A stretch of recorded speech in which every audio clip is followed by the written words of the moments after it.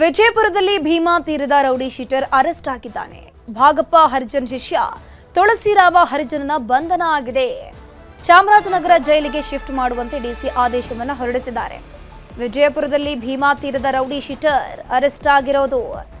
ಭಾಗಪ್ಪ ಹರಿಜನ್ ಶಿಷ್ಯ ತುಳಸಿರಾಮ ಹರಿಜನ್ ಈತ most wanted. So ಈತನ ಬಂಧನ ಆಗಿದೆ. ಚಾಮರಾಜನಗರ ಜೈಲಿಗೆ ಈತನನ್ನು ಶಿಫ್ಟ್ ಮಾಡುವಂತೆ ಡಿಸಿ ಆದೇಶವನ್ನು ಹೊರಡಿಸಿದ್ದಾರೆ. ರವಿ ಮೇಲಿನಕೇರಿ ಸುಶೀಲ್ ಕಾಳೆ ಹತ್ಯೆಯ ಕಿಂಗ್ ಪಿನ್ ಈತ.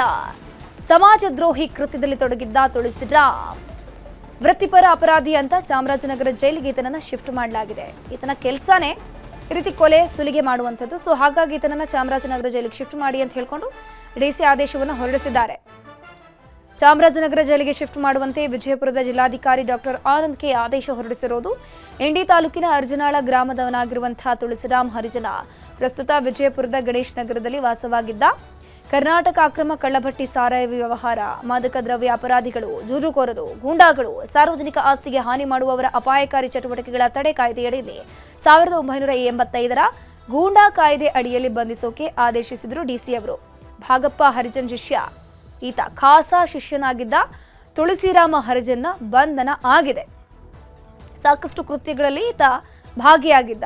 ಸೊ ಈತನನ್ನ ಬಂಧಿಸಬೇಕು ಅಂತ ಹೇಳ್ಕೊಂಡು ಗೂಂಡಾ ಕಾಯ್ದೆ ಅಡಿಯಲ್ಲಿ ಬಂಧಿಸಬೇಕು ಅಂತ ಹೇಳ್ಕೊಂಡು ಡಿಸಿ ಆದೇಶಿಸಿದ್ರು. ಅದರ ತಕ್ಕನಾಗೆ ಅರೆಸ್ಟ್ ಕೂಡ ಆಗಿದ್ದಾನೆ. ಈಗ ಚಾಮರಾಜನಗರ ಜೈಲಿಗೆ ಈತನನ್ನ ಶಿಫ್ಟ್ ಮಾಡಬೇಕು ಅಂತ ಡಿಸಿ ಆದೇಶವನ್ನ ಹೊರಡಿಸಿದ್ದಾರೆ.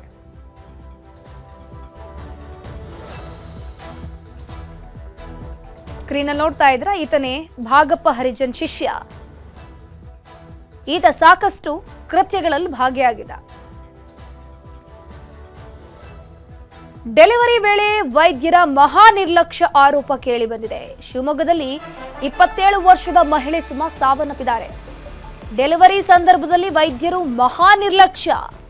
ಸೊ ಹಾಗಾಗಿ ಶಿವಮೊಗ್ಗದಲ್ಲಿ 27 ವರ್ಷದ ಮಹಿಳೆ ಸುಮಾ ಸಾವನ್ನಪ್ಪಿದ್ದಾರೆ ಅನ್ನುವಂಥ ಆರೋಪ ಕೇಳಿ ಬರ್ತಾ ಇದೆ.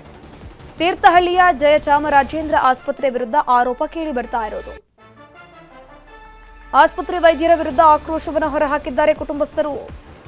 ಆಸ್ಪತ್ರೆ ಎದುರೇ ಪ್ರತಿಭಟನೆ ಮಾಡಿ ಕಿಡಿಕಾರಿದ್ದಾರೆ ಹೆತ್ತವರು. ಬಳಿಕ ಮಣಿಪಾಲ ಆಸ್ಪತ್ರೆಗೆ ಶಿಫ್ಟ್ ಮಾಡಿ ಸುಮಾಗೆ ಚಿಕಿತ್ಸೆಯನ್ನು ಕೊಡಿಸಲಾಗ್ತಾ ಇದೆ. ಆದರೆ ಚಿಕಿತ್ಸೆ ಫಲಿಸದೆ ಇವತ್ತು ಸಂಜೆ ಸುಮಾ ಮೃತಪಟ್ಟಿದ್ದಾರೆ. ಮಣಿಪಾಲ ಆಸ್ಪತ್ರೆಯಲ್ಲಿ ಸುಮಾ ಕೊನೆಯುಸಿರೆಳೆದಿರೋದು. ಮಗಳನ್ನ ಕಳೆದುಕೊಂಡ ಕುಟುಂಬಸ್ಥರ ಕಣ್ಣೀರು.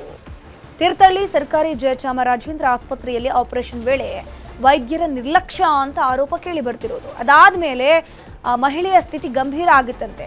ಅಲ್ಲದೆ ನವಜಾತ ಶಿಶುವಿನ ಸ್ಥಿತಿ ಕೂಡ ಕ್ರಿಟಿಕಲ್ ಆಗಿತ್ತು. ಈ ವಿಚಾರವಾಗಿ ಬುಧವಾರ ಆಸ್ಪತ್ರೆ ಎದುರು ಕುಟುಂಬಸ್ಥರು ಪ್ರತಿಭಟನೆ ಮಾಡಿದ್ರು. ಶಾಸಕ ಆರಗ ಜ್ಞಾನೇಂದ್ರ ಕುಟುಂಬಸ್ಥರ ಜೊತೆಗೆ ಮಾತನಾಡಿ ಅದಾದ್ಮೇಲೆ ಸುಮಾಳನ್ನ ಮಣಿಪಾಲ ಆಸ್ಪತ್ರೆಗೆ ಚಿಕಿತ್ಸೆಗಾಗಿ ದಾಖಲು ಮಾಡಲಾಗಿತ್ತು. ಸೊ ಚಿಕಿತ್ಸೆಗೆ ಹಣ ಕೊಡ್ತೀವಿ, ಹಣದ ಭರವಸೆಯನ್ನು ಕೂಡ ಕೊಟ್ಟಿದ್ರಂತ ಶಾಸಕರು. ಆದರೂ ಮಣಿಪಾಲದಲ್ಲಿ ಮಹಿಳೆಗೆ ಚಿಕಿತ್ಸೆ ಕೊಟ್ಟಿತ್ತಾದರೂ ಕೂಡ ಚಿಕಿತ್ಸೆ ಫಲಕಾರಿಯಾಗದೆ ಸಾವನ್ನಪ್ಪಿದ್ದಾರೆ. ಸದ್ಯಕ್ಕೆ ಮಗುವಿನ ಕಂಡೀಷನ್ ಕೂಡ, ನವಜಾತ ಶಿಶುವಿನ ಕಂಡೀಷನ್ ಕೂಡ ಕ್ರಿಟಿಕಲ್ ಆಗಿದೆ. ಸೊ ಯಾವ ರೀತಿಯಲ್ಲಿ ವೈದ್ಯರು ನಿರ್ಲಕ್ಷ್ಯ ವಹಿಸಿದ್ರು, ಯಾವ ರೀತಿಯಲ್ಲಿ ಜಯಚಾಮರಾಜೇಂದ್ರ ಆಸ್ಪತ್ರೆಯ ವೈದ್ಯಾಧಿಕಾರಿಗಳಿಗೆ ಎಡವಟ್ಟು ಮಾಡಿದ್ರು ಅನ್ನೋದ್ರ ಬಗ್ಗೆ ತನಿಖೆ ಆಗಬೇಕಿದೆ.